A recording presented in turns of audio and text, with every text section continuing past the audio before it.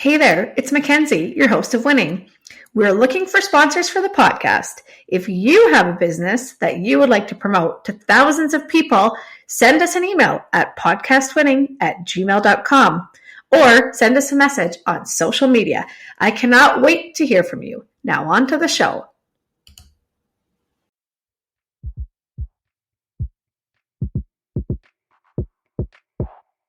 Winning is your guide to making it in business. Join our award-winning host and entrepreneur, Mackenzie Kilshaw, and special guests in casual conversations that will educate and inspire you on your business journey. Winning will help you learn the hard lessons the easy way with guidance from celebrated entrepreneurs and business leaders. It's fun. It's informative. It's winning. Hello, welcome to Winning. I'm your host, Mackenzie Kilshaw, and today's guest is Kamini Wood. How are you? I am well. How are you? I'm really good. Thank you so much for being on. Just to give you guys a little intro, Kamini is a certified personal human potential coach, which is very interesting to me.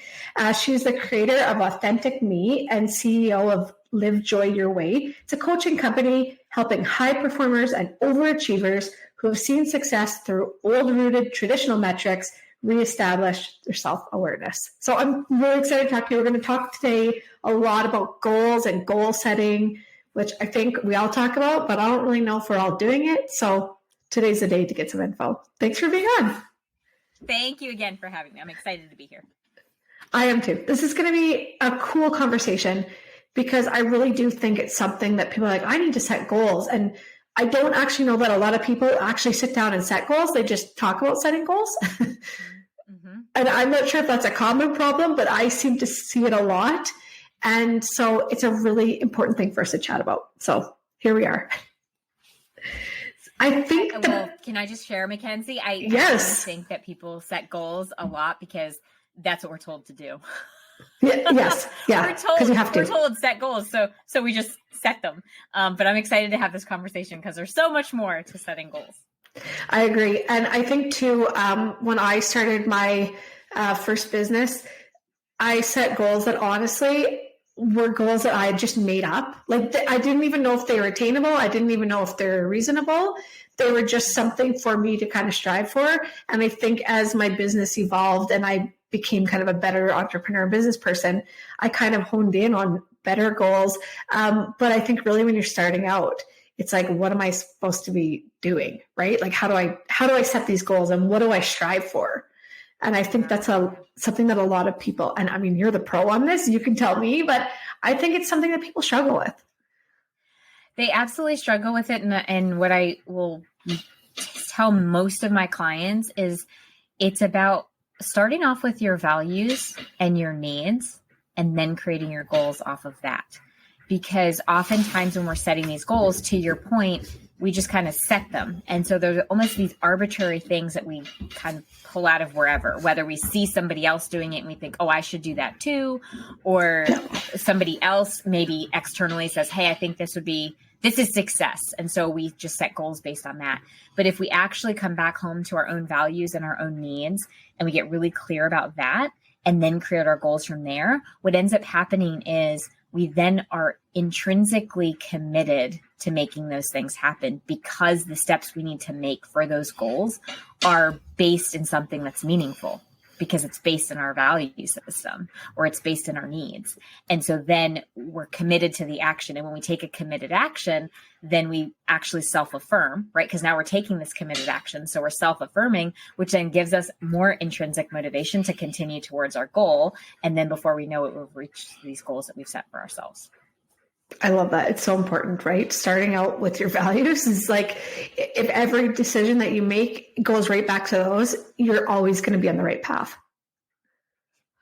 Exactly. Yeah. I mean, most often we forget that, when we're stuck or we're going down the rabbit hole, if we can come back home to what's meaningful to us, we're going to figure it out. Yeah. So true. So true. So tell our audience a little bit more. You're a certified professional human potential coach. What the heck is that? Most people are probably wondering, what is that? So what do you do to help people? So I call myself this human potential coach because really what I'm trying to help people do is understand themselves on a deeper level. It's actually called inner standing. And what that really means is I'm going to understand my sensations, my emotions. I'm going to understand those limiting beliefs and the false beliefs or the narratives that I've carried with me throughout the course of my life. Why do we do that? Because when we bring those things to our awareness, we can then come with self-compassion, come with curiosity, figure out what serves us and then what doesn't serve us. And then we can live into our human potential. So that's why I routinely just say, because people, what's a life coach really? A life coach is different things to different people. Yeah. For me, it's all about helping my clients understand themselves on that deeper level to truly live into the potential that they have. And each one of us has our own potential. For sure. And I think too, it's like you say, it's your own, because I think a lot of times we do look at someone else and think, oh, I should do that. I could be that. And it might not be true to you, right? Absolutely. Absolutely. I mean, just because something is working for this entrepreneur or that entrepreneur or this business owner, it doesn't mean that it's right for you. And it's really about, again, coming home to self. And I routinely will say that to people that I talk to, is that relationship with yourself, that is your foundation. That is your starting point. And then from there, everything grows professionally and personally. For sure. Oh, 100%. So how did you get here? Like, did you always dream of helping people? Did you study this? Like, how do you become a human potential coach?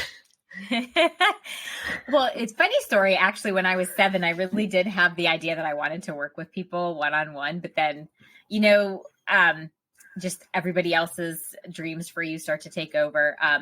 So no, I ended up working in the .com industry. I was a project manager. I ran the project management office for a .com.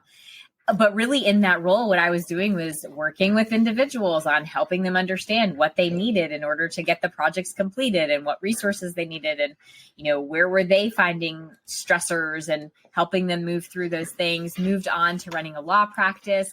Found myself wearing many hats during that, but also found myself really enjoying the part of helping individuals figure out what they wanted, whether they were a paralegal or a legal assistant or an attorney. What do you want? If it was the client, what is your need? What is it that you're wanting to get from this particular litigation that you've got in front of you? So that's where I constantly found myself in those roles from a professional standpoint. But from a personal standpoint, I also, I'm the mom of 5. So my oldest is almost 22. My youngest is 10. She just turned 10 this summer. But my children started to mirror back to me certain aspects of myself. And those were things like people pleasing and perfectionism and over functioning for others. Yep. And so I kind of went through my own self transformation and my own self growth through that process. And as I went through that, I realized that, I kind of did that evaluation, like, gosh, I keep coming back to the same place professionally of just really enjoying seeing people grow and expand. And, oh, wow, I've had these personal experiences. What was maybe a deeper purpose for that? Oh, wow, these two things should come together. This is what I've been called to do. And so 6 years later, I've been running my practice for about 6 years at this point, working with people one-on-one and on helping them figure out their stuff and where they want to go. That's really cool because you took your past experiences and really made yourself a career out of it. Yes. I lived into my human potential. Hey, you're living it. I love it. I love it. I know it's so funny how I feel like a lot of people do that in their career paths is their quote unquote job kind of takes on a life of its own. And oftentimes you're doing something that really isn't anything to do with your job. And you realize, I really enjoy this. And I think that's where a lot of entrepreneurship and small business starts, right? Because you're like, I could just do this that I really like doing. Absolutely. Yes, absolutely.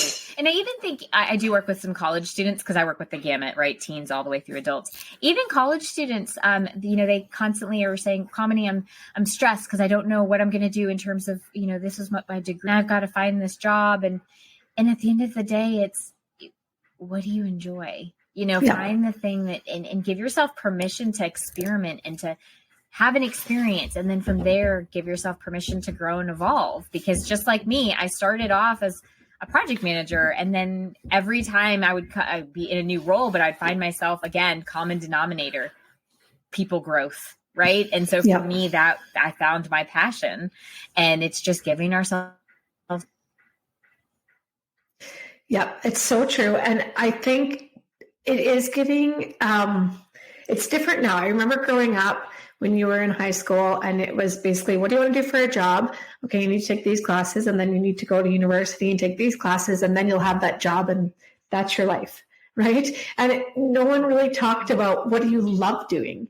What do you enjoy doing? What are things that you like doing that we can build a career based on that? And I think that we're really now in 2023. I feel like COVID really started this, but we're really now starting to move more into, this is my passion. How can I make this my career? Or how can I make this what brings me money? Right. Mm-hmm. Exactly. We're leaning more into fulfillment and joy versus just the autopilot, right? I think that the way of the past was just, I'm in this to make money. And we kind of forgot that there's also fulfillment and joy as part of that equation. Yeah, for sure. And I always say too, we're one being, because people are like, oh, well, this is my job. But then, you know what, like you said, you're a mother, and, you know, you can be a wife and a friend and all this other things, but you can't actually separate yourself. It's not like you're in your job from 9 to 5 and then you like flip a switch and now you're that other person. It's all, you're one being. Yes, yeah, absolutely. Oftentimes we forget that we're not the roles that we play. Yes. Yeah. And if that role does not bring you that fulfillment or joy, then you're probably struggling in other aspects of your life also. Exactly. Yes. I feel like we're on like a therapy session right now, but everyone else is listening. These are light bulb moments for me, as I had a career that I enjoyed it, but I didn't love it. I didn't live and breathe for it. And then I had a, I guess, life-changing experience, but my mom passed away suddenly. And I was literally that life is too short moment of, I have a job that's just a job to me. It's just a paycheck. I don't actually care if I work or not. You know, it's just brought me money. And I thought, this is no way to live. I need to do something that brings me fulfillment, joy, that I love, that doesn't feel like work. And that's how I started my career path. And I think we shouldn't have to have a life-changing moment to have those, right? To have those light bulb moments. We should be able to just go in that direction. We should, although I think for a lot of us, there are those catalyst moments. You know, like for me, my catalyst moment to switch up was watching my children, or especially my middle daughter, people please and overfunction for everybody from family to friends, and realizing like that was my moment of, oh, wow, I need to figure out where this is coming. Well, I knew it was coming from me, but I need reflection on how I could change, evolve, and grow to break that pattern. And that was my catalyst moment. But I think each one of us has different ones sometimes. That's where we realize, oh, we have to shift. Because a lot of times we are stuck on autopilot. But to your point, wouldn't it be nice if we could just give ourselves permission to make those shifts without having to live through catalyst moments? Yeah, I agree. Totally agree. And I think this is a really good segue into our topic today, which is goals. And you talked about it a little bit at the beginning, but I do agree with you that it's like people tell us to set goals. So you set a goal and you hit it or you don't hit it, and then you move on to the next thing. But let's start with the importance of goals. So why is setting goals important? To me, goals are all about setting an intention for yourself. You know, so I generally will call it an intention instead of a goal. And what that really is, and it doesn't mean using the word goals is wrong. It's just, for me personally, I like the word intention, because what it says is I'm stepping into this and I'm choosing this for myself. And then when I set that intention, I'm really putting kind of that stake in the ground that this is something that's meaningful to me and it matters to me, and I'm willing to take the steps in order to get there. And it is important because when we set those intentions, we set those goals, we're giving ourselves somewhat of a roadmap in order of where we want to head.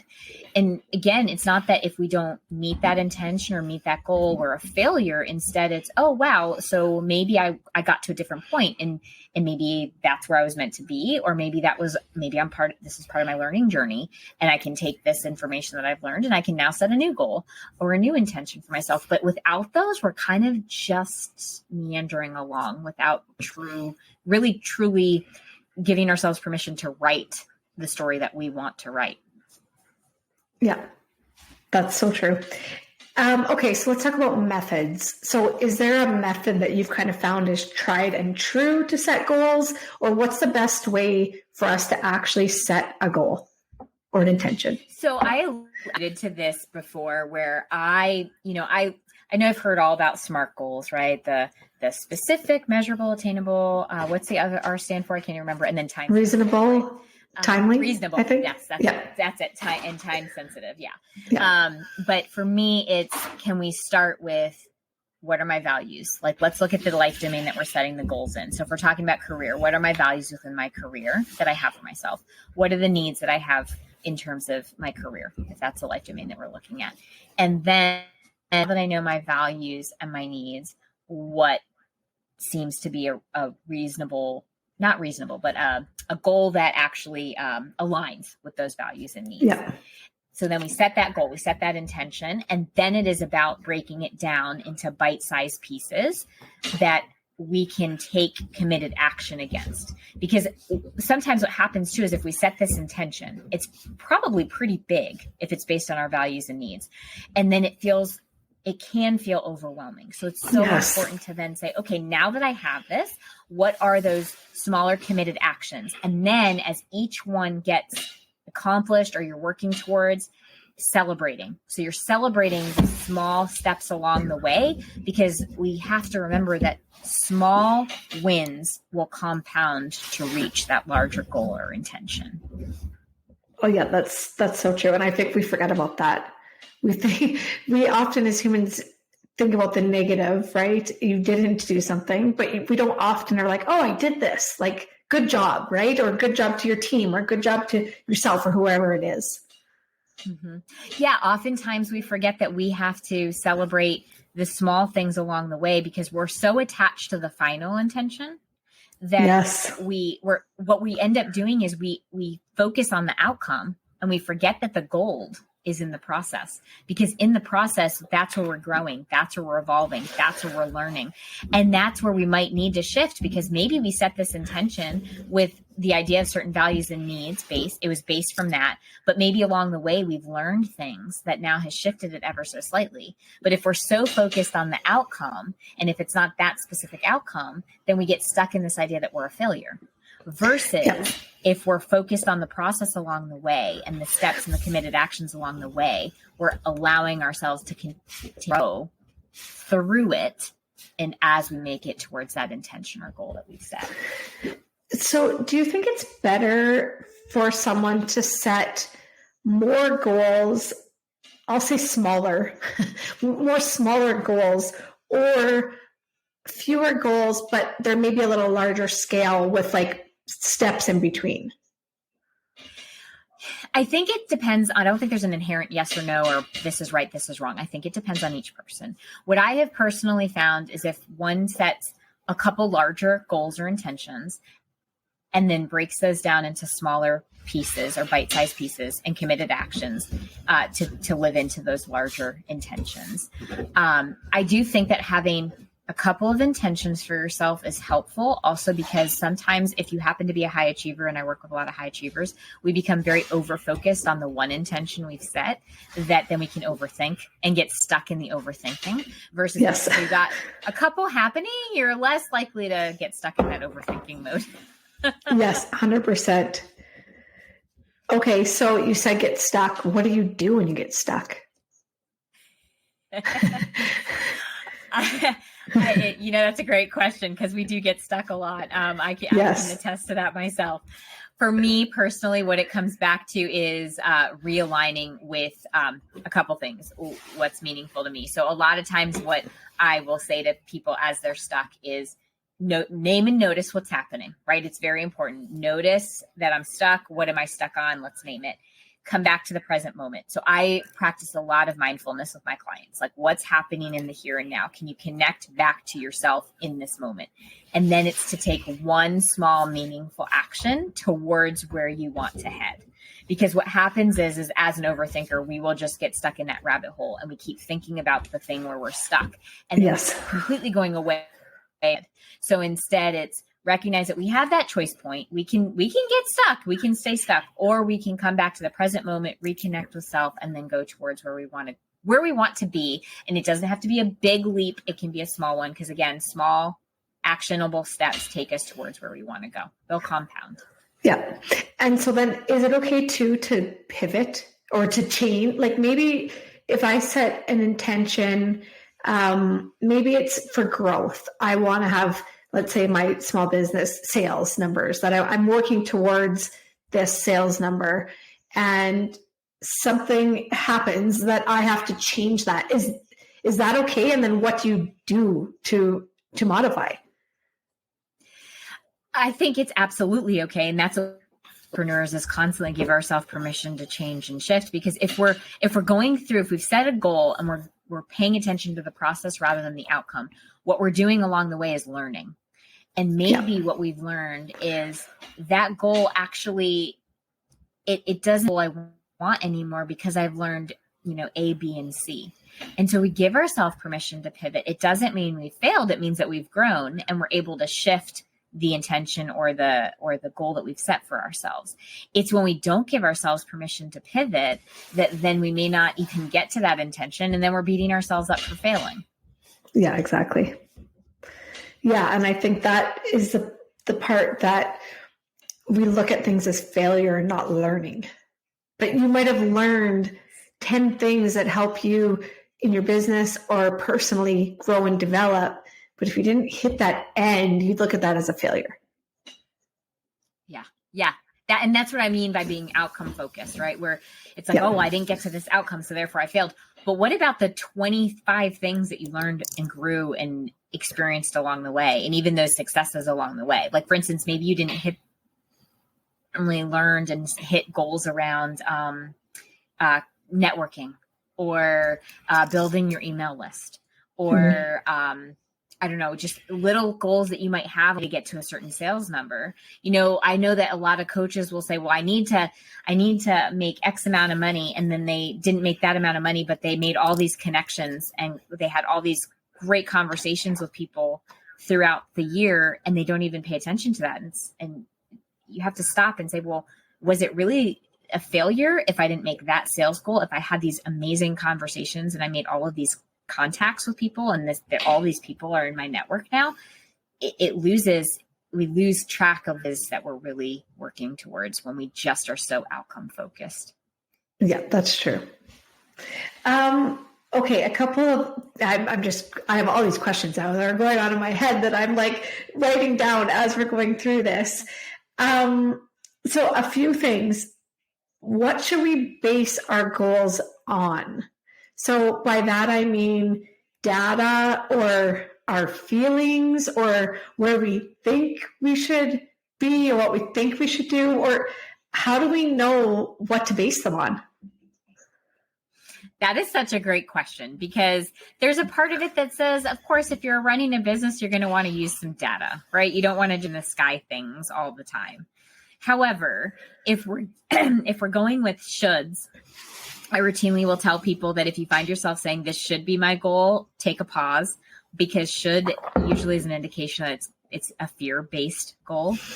And so then you need to ask yourself, what am I afraid of? Because that'll be very telling. I always come back to, yes, data is great. Use data. However, it's also, is it meaningful to you? Because if it's not meaningful to you and it's just data-driven, you're going to be completely detached to it.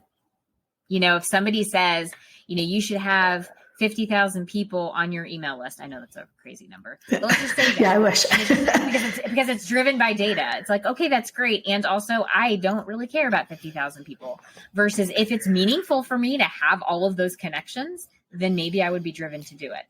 So the data has to be matched up with what is also meaningful to us as individuals. Because at the end of the day, we are humans. Like we are connected to our business. And there's going to be an emotional connection to the goals that we're setting. And there almost has to be, in my opinion, because emotions are also data packets. Emotions tell us what we value and what we need. So use it as data rather than just data is not just numbers. Data can also be our emotions. Yeah. And I think too, unless a data goal that doesn't mean anything to you, I know in a previous career that I had to spend so much time at a business. I was a sales rep. I sold candy. I had to stay at a Walmart, for example, for 2 hours, and I had to clock it, right? And if I was under that or over that, it was frowned upon. And the time I spent there meant nothing. I didn't sell any more or less if I was there longer or not, right? It was a goal that someone decided would be a good thing to set, and they set it, and it meant nothing to me. Now, I was an employee at that time, but maybe if there was a dollar value attached to that, I might have cared, right? But then you're just, right. Yeah. Like if I got a commission, let's say, or I got a bonus at the end of the year because I was in the proper time frame or whatever it was, I might have cared, but I didn't really care. Right. And I always, and I would be longer or shorter times in places. And I would always say, but what's the difference? At the end of the day, that's just it's a data point, but it doesn't really have anything to do with what I'm supposed to be doing. Right? Yeah. Yeah. And to what you just said, it didn't mean anything to you. There was no emotional attachment. There was no emotional, there were no emotions in it at all. So there was no real true value or need for you to be there. So therefore it just kind of felt arbitrary. Like, okay, great. You need to be there for 2 hours. Got it. Yeah. Yeah, exactly. Do you find, this is just coming to me now when I just said about commission, but if you're the business owner, and I would hope, and I think that you're probably setting goals with your team as well, right? Not just for yourself, but for your team. Do you find that employees do work harder if there is I'll say bonus, money, gift card, I don't know what it is, but attached to goals? I have found that it works if that is something that is a value of theirs. And what I mean by that is there are some individuals who are not, one of their values isn't money. Like they're not financially driven. Instead, they might be more of just affirmation driven. Like they really intensely value the acknowledgement and being seen. And so they'll be driven by just words of affirmation versus a money attachment to something. So again, it comes back to when you're leading a team, really getting to know the people on the team and finding what are their key drivers and then figuring out how to potentially set the goals against some of those key drivers, because that will actually get them to move towards those goals. That's so true, because then each person on your team is motivated by what motivates them, not by what you think motivates them, right? Yes. Yeah. I mean, it goes even into, we talk about this with clients. I talk about this, a totally different subject, but in the 5 love languages, there's those 5 different love languages, and often in the same relationship, you may feel love a certain way, but if the person that you're in a relationship with, not even romantic, but even friendships, feels love in a totally different way, it's important to pay attention to how they receive love and see if you can honor that, because just because you feel it a certain way, if you show it to them that way, it's not going to necessarily resonate as much as it would if you show them love how they receive it. Yeah, I love that. So really, I know when I had brick and mortar clothing stores, and I would do a contest or something to boost sales, right? Do something in the store. And some people, it was a gift card. That's what would make them work hard. Some people, it was, I didn't call it, but like employee of the week or the employee of the month, right? And that recognition that this person did such an amazing job. Somebody else, maybe it was a paid day off, that they got paid, but they didn't have to come to work and they could do something they enjoyed doing, right? So those are 3 very different things. Yes. But yeah. Because if you don't care about a gift card, are you going to work hard for it? No. Totally. It's like the people who will have us, like they'll say, fill out my survey and we'll give you a gift card. And some people are like, I don't really want a gift card, so I'm not going to fill out your survey. Yeah. It's true. But if you offer them something that actually motivates them, then maybe they fill it out. Yeah, exactly. So if you're the business owner and the entrepreneur right now, you're listening to this, you better ask your team what would motivate them to reach the goal, right? You better ask them and know that. What's meaningful to them? What would be of meaning and value to them? Absolutely. Yeah, that's awesome. Okay, goal. Okay, if you have a goal in mind, whether it's a sales number or it's you want to learn something or you want to, maybe it's you don't have a website right now and you want to get a website and you're working towards creating this website. Do you suggest people write down their goals? Do they do like a point form with their steps and their commitments, or what's the best way for them to have it in front of them so that they can be doing these steps to get there? I absolutely believe in writing down your goals. I also think that sometimes if you can get creative, I mean, I used to kind of laugh at the idea of vision boards, but oh my gosh, are they great fun? Because again, we're going back to joy. We're going back to joy and fulfillment. If we can make fun out of it instead of it being so like serious and just, okay, I've got to do this, and this. Instead, set that intention, write it down. Absolutely. Because if you write it down, you're putting your brain, it's an output channel. Your brain now sees it as, okay, this is something I'm actually committing to. But if you can even make it fun and create a vision board out of it, and through the vision board, put things on there that would lead to that goal. So you have the whole intention, and then you put things on that vision board that would lead and build up those smaller commitments, essentially, that lead into that goal. It's a great way to also keep that in front of you, because a lot of people will now use like Pinterest boards, for instance. You can then screenshot it and you keep it on your phone. What that does is it keeps it top of mind, because if you keep that on your phone and you're referring back to it, our reticular activating system in our brain is going to continually see that. And so even when we're not thinking about the goal specifically or these intentions specifically, our brain is going to be scanning for ways to make that thing happen because we're keeping it top of mind. So again, vision board or just writing it down and keeping it where you can see it, it allows the brain to continually scan for ways to live into that intention. Yeah, that's great. So, and then like you said before, making it more of like bite-sized pieces so that you're not just looking at that end result, because that can be overwhelming. Absolutely. And that's what keeps people a lot of times from being able to move forward, because the goal is so big and they feel so overwhelmed that they're paralyzed, because it's almost, one, imposter syndrome can pop in, but also if something is so large, it's like when you're looking at a buffet, sometimes it's overwhelming, right? Yeah. And instead, that's why we take our little plate, little parts on our plate, and we go sit down and we eat it. And then if we're still hungry, we go back and get more. We've got this big intention.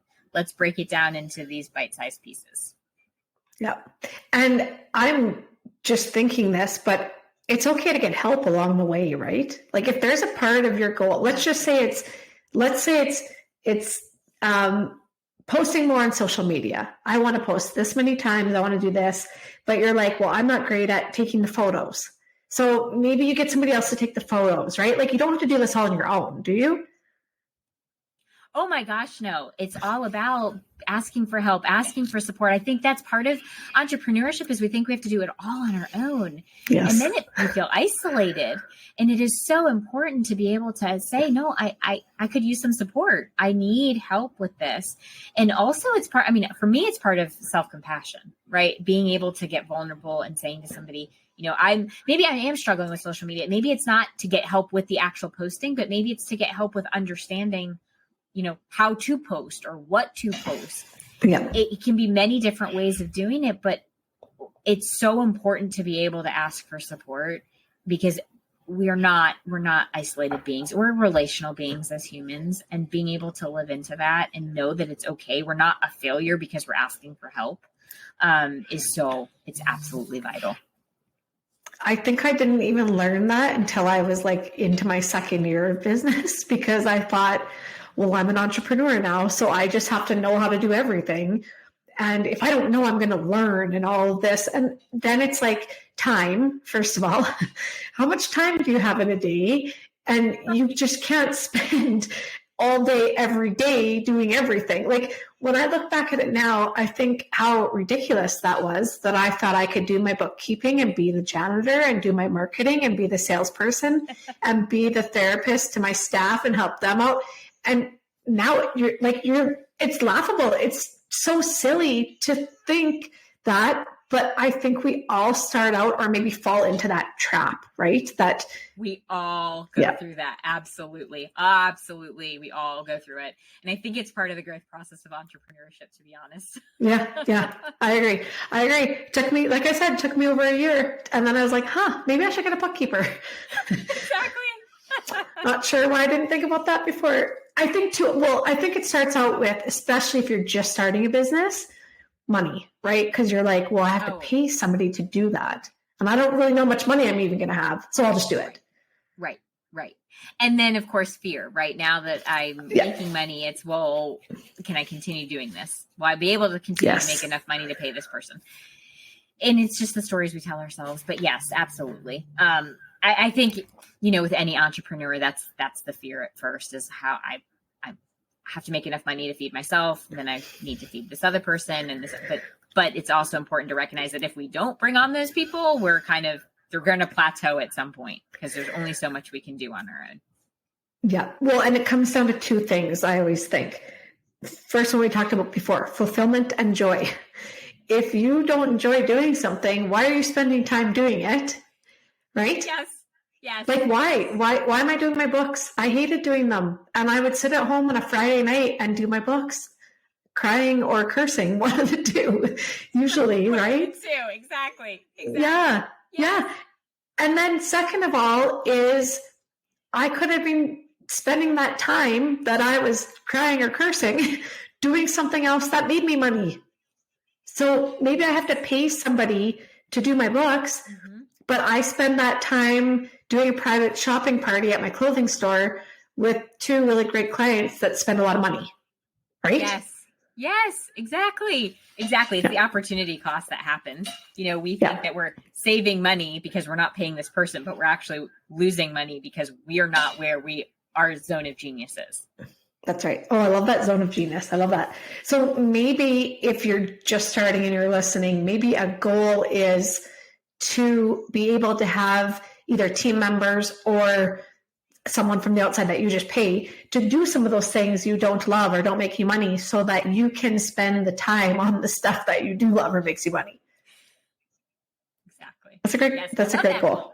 That's a great So do I. I love it too. Like I said, I learned it about a year and a half or 2 years into my business. But it's just advice that people always said, ask for help and, get somebody else to do things that you don't like doing. And I thought, well, that's dumb. But then you really realize, wow, it's genius. It's not dumb at all. It might cost you money, but it'll actually make you money.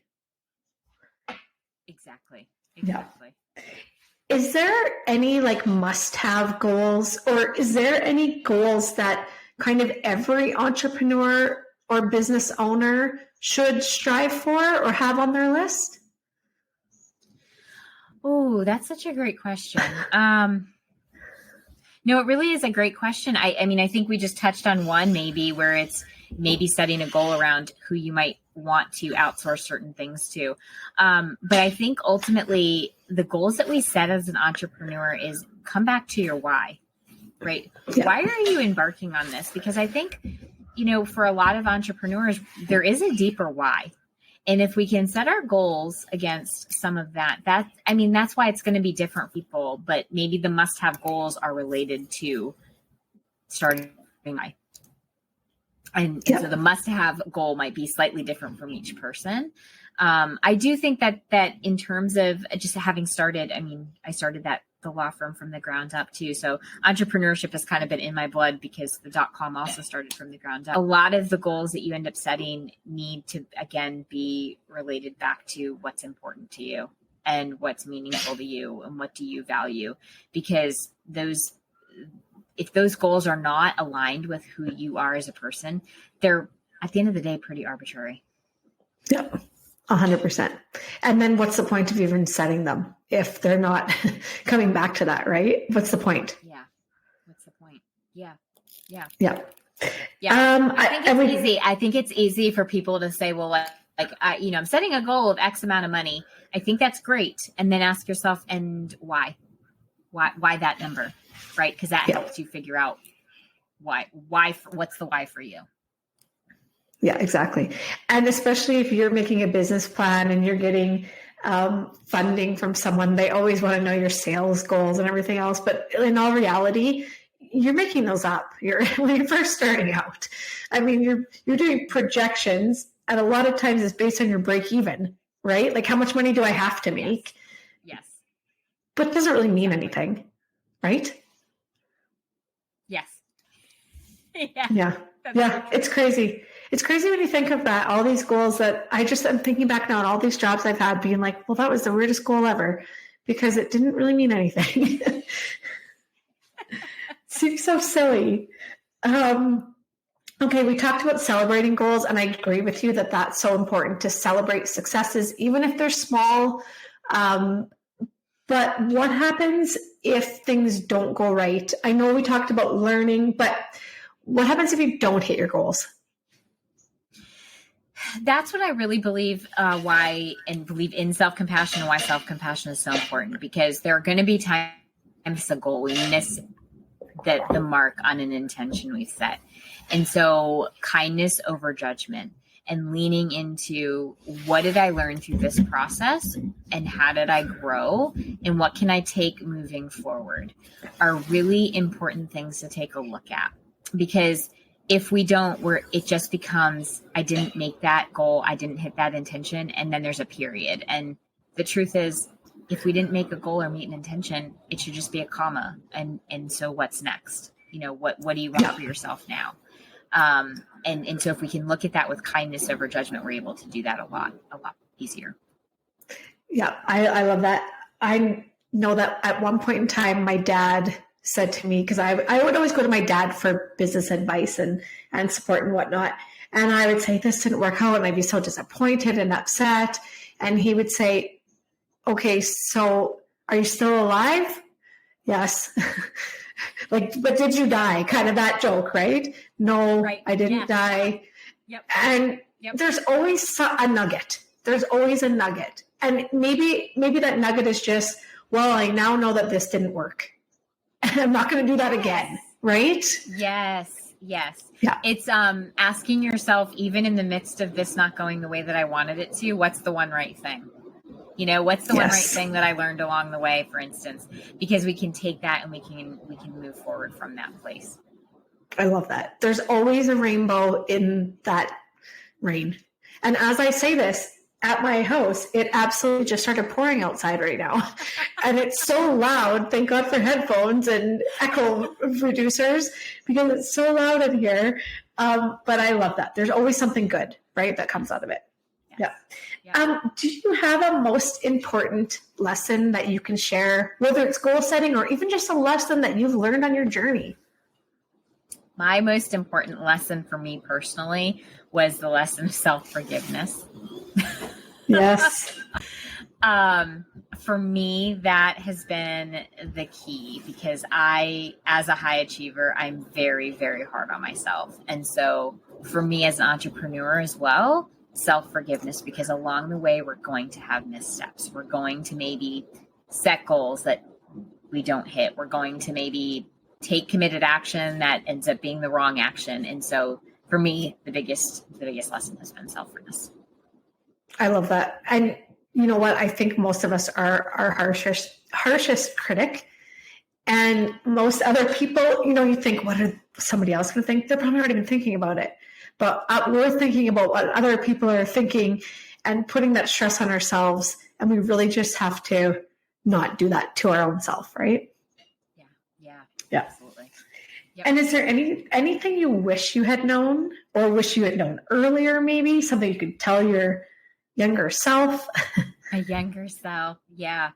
I think, part of it is just telling and reminding my younger self that life is challenging, and it's okay to actually admit it. We don't have to muscle through. I think that's part of it too, is thinking that we have to muscle through, put that brave face on.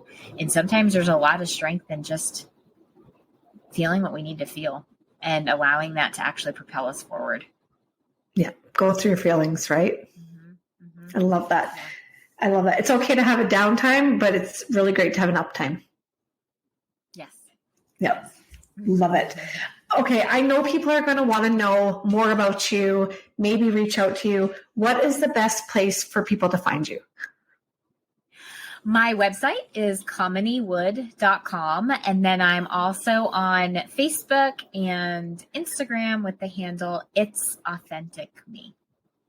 Oh, I love that. And we'll, of course, have everything linked to our social media. So make sure you follow us, and then you can find Kamini as well. Thank you so much for being on. I feel like I had a few little light bulb moments here, and I really appreciate that. Well, thank you. This was such an enjoyable conversation. It was. I really enjoyed it, and I know our listeners did too. So for everybody listening, thank you for tuning in, and we'll see you on the next episode. Thanks for listening to Winning. Be sure to subscribe to get all of our new episodes. If you enjoyed this episode and you'd like to help support the podcast, please share it with others, post about it on social media, and leave a rating and review wherever you listen to Winning. To catch all of the latest from us, you can follow Winning Podcast on Instagram at winning_podcast, Facebook at Winning Podcast, and on Twitter at Winning Pod. Winning was created and is produced by me, Mackenzie Kilshaw. Music created by Summer Furby. Editing by Seth Armstrong. Special thanks to Shauna Foster for voicing our opening. And of course, a huge thank you to this episode's guest. Thanks again for listening, and I'll see you on the next episode.